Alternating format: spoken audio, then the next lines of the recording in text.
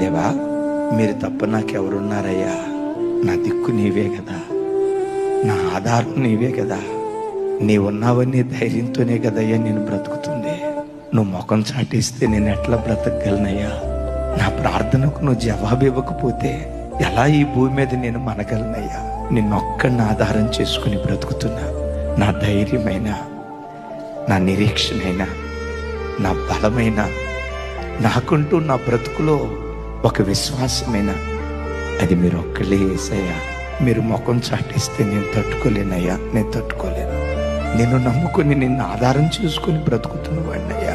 నన్ను నేను పరిపూర్ణంగా నీకు అప్పగించుకుంటున్నా అని నీ ప్రయత్నాలన్నీ ప్రక్కన పెట్టి ఎప్పుడైతే ప్రభువుకు నిన్ను నీవు అప్పగించుకోవటం ప్రారంభిస్తావో అప్పుడు నీ పోరాట భూమిలో దేవుడు అడుగుపెట్టి తన పరాక్రమాన్ని నీ పట్ల కనపరచడం ప్రారంభిస్తాడు.